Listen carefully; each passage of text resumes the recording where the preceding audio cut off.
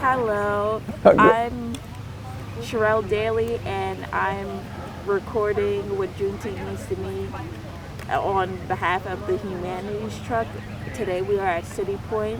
Today is May 24th, 2022, and I'm interviewing the founder of the 1619 project, Calvin Pearson. How are you doing today? I'm doing great, and how are you doing? I'm fine. So, before we get into Juneteenth, if you could tell me more about the 1619 project, like how did you find it? What was the idea behind it? Well, I live in Hampton, Virginia, and we were taught that the first enslaved Africans were brought to Jamestown, which is 30 miles upstream from Hampton.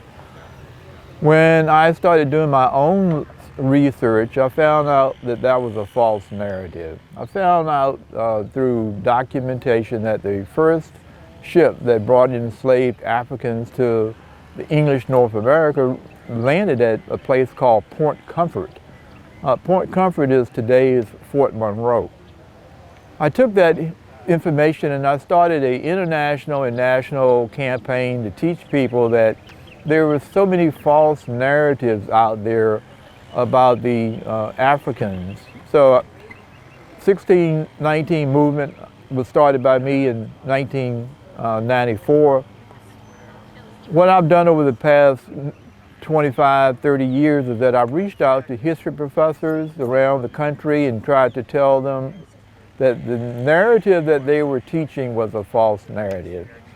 And the reply that I got back from a lot of history professors was, this is what I was taught, and this is what I'm going to teach. They were not receptive to learning the true history of our ancestors. A lot has happened since I started this project. Went to the Virginia General Assembly and had them adopt a resolution proclaiming Point Comfort as the official landing site. I went to the Virginia Department of Historic Resources and convinced them to put a historic marker at Fort Monroe designating it as the official landing site. In 2011, President Barack Obama declared Fort Monroe a national monument because he says this is the true landing site of those African ancestors. So we've been doing a whole lot of work. So one of the other things I do, I'm also one of the commissioners for National Juneteenth Observance Foundation. I've been working with them now for over 10 years. I am the chairman of the Legacy on Enslavement. So when we compare the two organizations, we look at 1619 as the beginning of the African imprint on what became English North America. And we look at 1865 and Juneteenth as the ending of enslavement of African American people here in English North America. So we're like the bookends.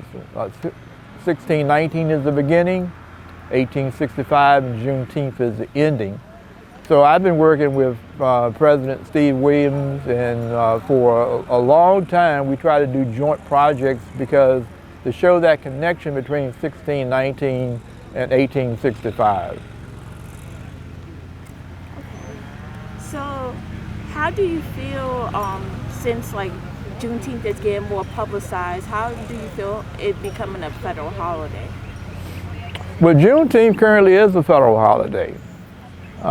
Yeah, how do you feel like since it became like, because it happened only like I think 2-3 years ago, so how do you feel like it's getting more publicized now? Because if you ask a lot of people before then, they didn't know much about Juneteenth.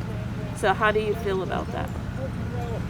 Well, you're correct. A lot of people did not know a lot about Juneteenth, and they still don't. Just like a lot of people don't know about 1619.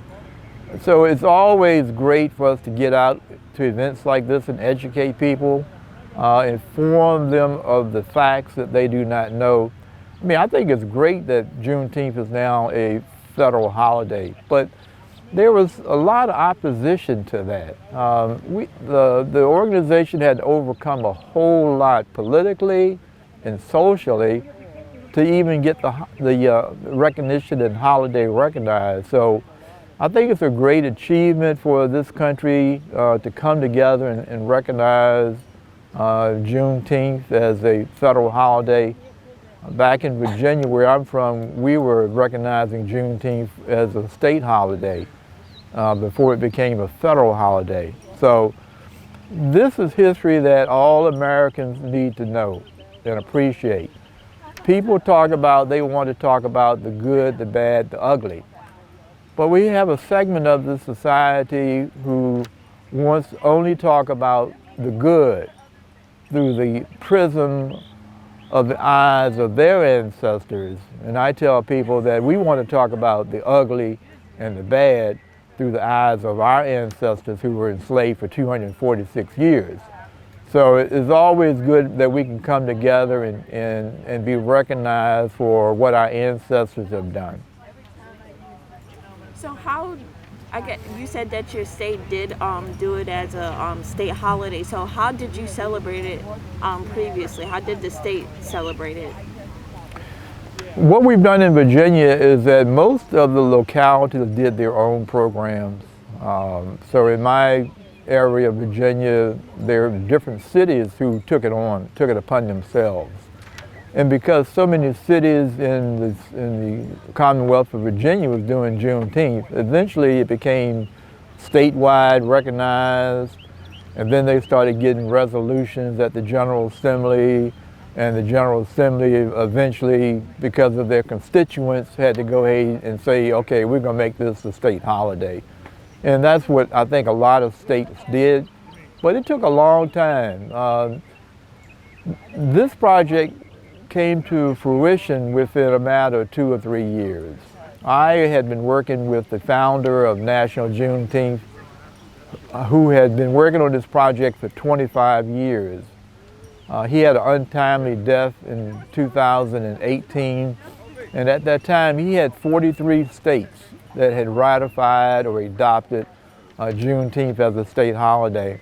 And then a few years after he died, it became a federal holiday. So this was not a process that started overnight. It took approximately 27, 28 years to make this a federal holiday. So, final question, what does Juneteenth mean to you? Well, Juneteenth to me is the end of slavery. And it's important to me because my ancestors were on the first so-called slave ship that came to English North America at Point Comfort in 1619. I've been able to document it through genealogy, DNA, that on that first slave ship, although people call it a slave ship, it was really a pirate ship.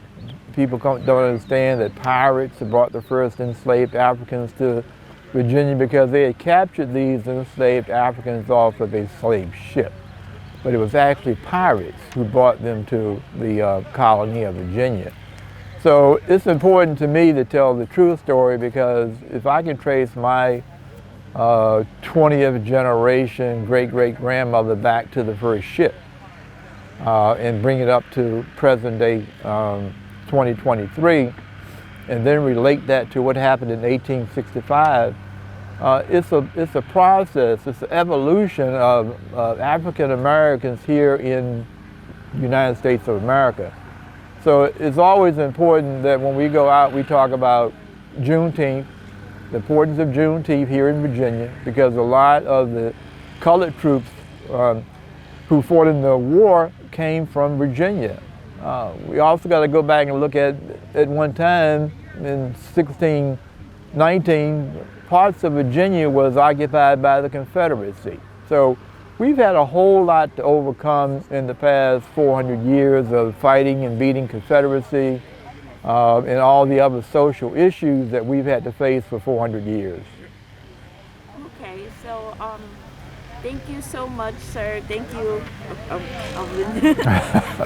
It was really nice to meet you. Nice to meet you.